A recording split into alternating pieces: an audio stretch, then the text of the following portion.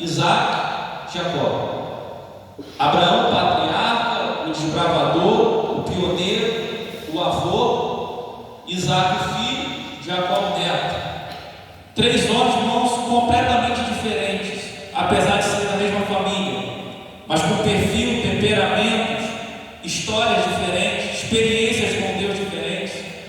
E quando você analisa esses três homens, você acha mais fácil Deus ser amigo de Abraão, Deus ser amigo de Isaac.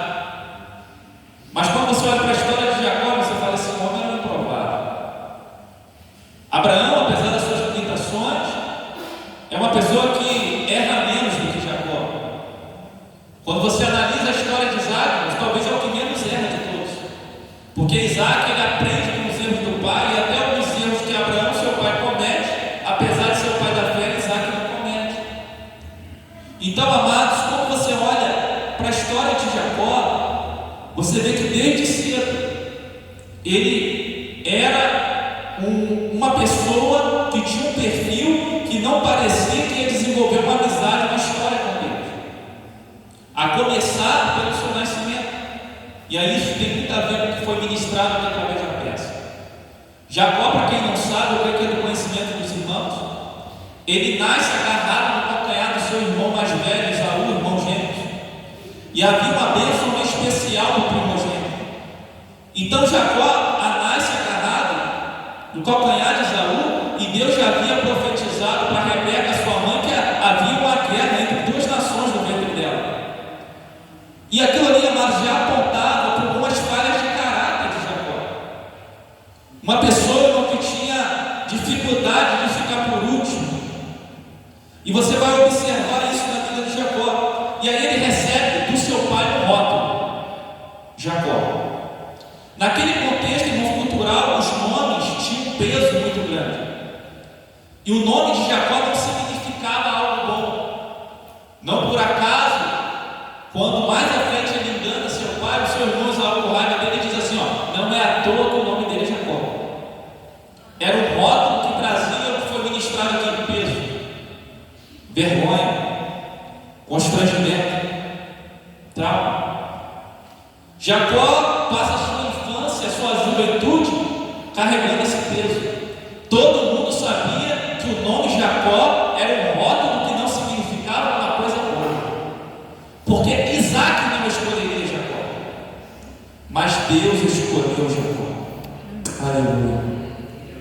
Jacó cresce, mas em determinado momento ele, muito sagazmente, ele aproveita o momento vulnerável do seu irmão, o filho primogênito, aproveita o momento de fome, de cansaço, e propõe ali ele comer, trocar lentilha pela bênção da primogenitura. E muitos anos depois, quando seu velho pai Isaac já está quase cego, eu estou resumindo a história, mas Jacó trama com a sua mãe, não é isso? Se camufla de Esaú. Quando Isaac fala: Esaú, eu vou te abençoar, meu filho, eu estou quase morrendo já, meu tempo está acabando. Jacó trama com a mãe, querido, se passa por Esaú, engana seu pai, e Isaac abençoa Jacó pensando ser Esaú. Então repare que esse personagem bíblico, ele tinha uma crise de identidade. Jacó, ele não queria ser Jacó. Jacó queria ser Esaú. Sabe? E a sua mãe, ela potencializa essa crise quando ajuda ele a se camuflar e se passar porque ele não é. E aí Isaac toca nele, no casaco que ele estava de Esaú, e ele fala assim: ó, a mão é de Esaú, mas a voz é de Jacó. Sabe por quê? O que vem de dentro denuncia quem você é. A capa era de Esaú, mas o que vinha de dentro dizia quem Jacó era. Então repare que esse homem é um rotulado, esse homem é um improvável, esse homem se sente rejeitado pelo próprio pai, porque o pai tinha preferência por Esaú. Repito, Isaac não escolheria Jacó para ser seu sucessor. Mas apesar de tudo, apesar dos traumas, apesar das falhas de caráter que esse Jacó tinha, Deus escolheu Jacó para desenvolver uma história, uma aliança, uma amizade com Jacó. O tempo passa. Jacó agora está fugindo de casa, porque Esaú quer o matar. Mas Deus acha Jacó no deserto, em uma noite solitária, quando ele faz da pedra um travesseiro.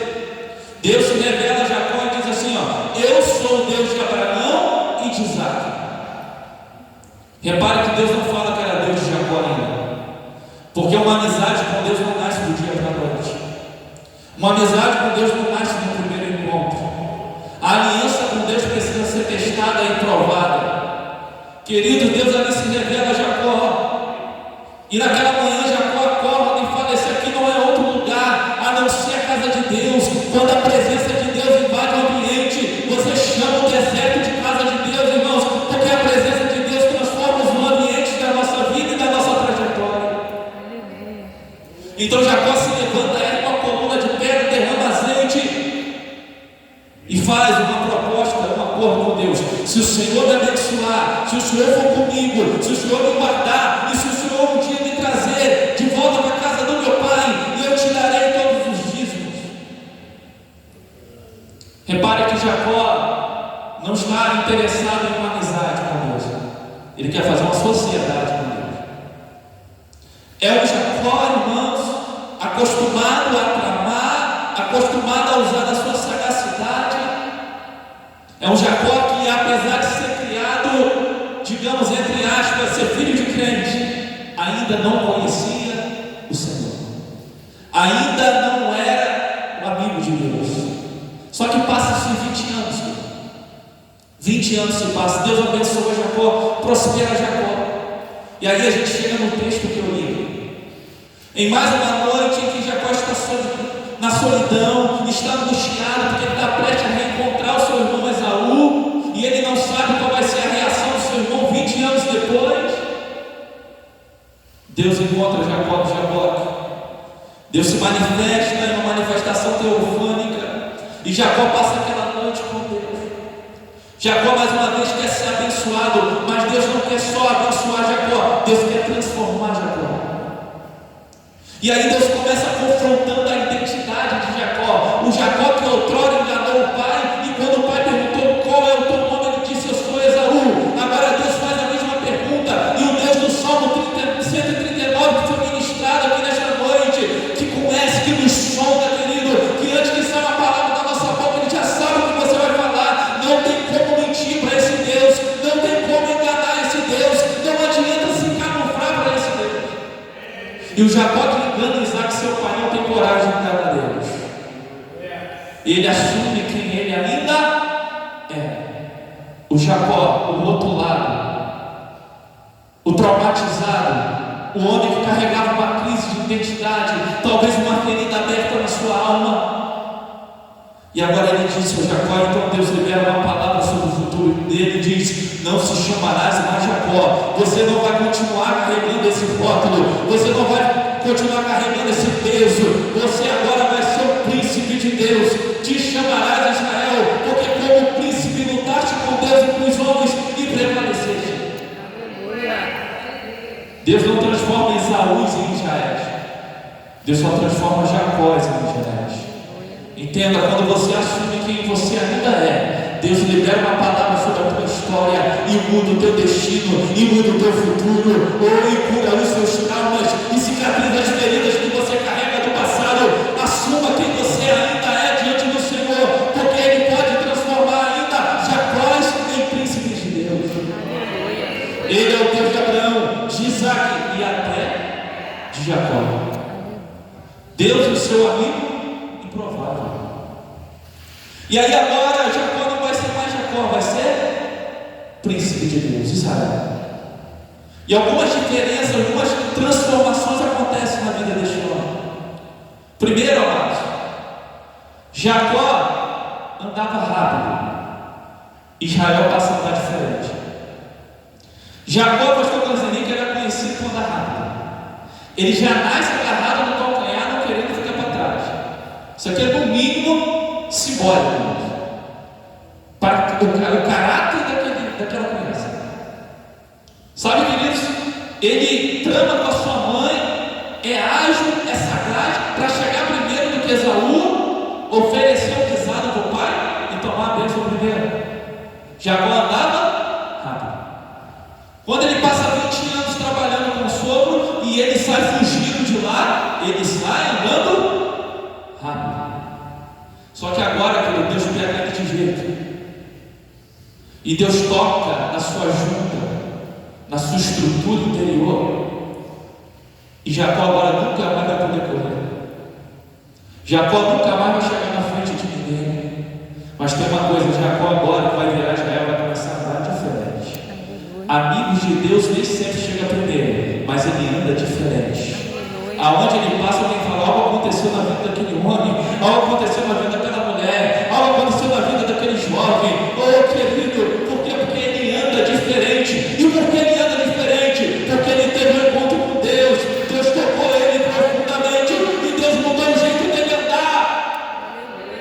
Não tem como desenvolver uma amizade com Deus e continuar andando da mesma forma. Você vai pregar até em silêncio. Alguém vai olhar para a tua vida, vai comparar o teu passado com o teu futuro e vai dizer que ele teve um encontro com Deus. Ele passou no Jaboque e Deus transformou o jeito dele andar. Aleluia. Jacó andava rápido, mas Israel anda diferente. Hoje foi ministrado sobre o toque de Deus, irmão. O toque de Deus, irmão, quando toca na nossa estrutura, ele muda o nosso dia de andar. Vivemos um tempo do Evangelho que muitas das vezes, irmão, a gente prega só um toque superficial, um toque para você sentir arrepio, mas você continua andando do mesmo jeito na segunda-feira. Deus quer tocar a tua estrutura, Deus quer mudar o teu jeito de andar, mas entenda uma coisa: esse toque que toca a nossa estrutura, irmão, ele muitas das vezes provoca dor, porque não há transformação sem dor. Talvez vai doer um pouquinho, mas se você se render, vai doer menos. Deixa Deus tocar a tua estrutura nesta noite, deixa Ele mudar o teu jeito de andar, deixa Ele mudar o teu jeito de viver nesta terra. Aleluia. E quando olharem para você, vão dizer: algo aconteceu na vida dele, algo aconteceu na vida dela. Ele não é mais só filho de crente, ele teve uma experiência com Deus. Deus mudou a identidade dela, Deus mudou o jeito dele andar. Algo aconteceu na vida daquele homem, algo aconteceu na vida daquele casal, algo aconteceu na vida daquele jovem. Aleluia. Então Jacó gostava de correr, mas Israel passou a andar diferente. Jacó erguia colunas ou pilares, dependendo da sua visão. Depois do Jaboque, ele passa a erguer altares. No capítulo 28, quando ele tem aquele primeiro encontro com Deus, alguns pregadores chamam aquilo de altar, mas na Bíblia está dizendo que era uma coluna ou um pilar.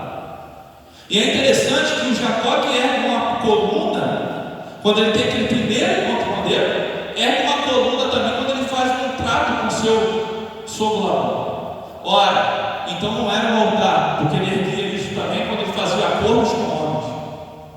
Entenda, querido, Jacó, ele queria ser um sócio de Deus.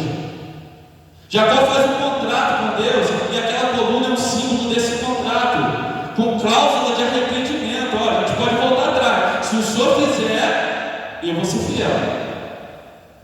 Mas depois que ele vira Israel, depois que ele passa no Jaboque, você vai ver Jacó agora Israel erguendo altares ao Senhor. Quantos aqui já ergueram um altar ao Senhor na sua vida? Independente da circunstância, independente se ele fizer ou deixar de fazer, ou o adorador é negociado a sua adoração, ele não está fazendo acordos com Deus,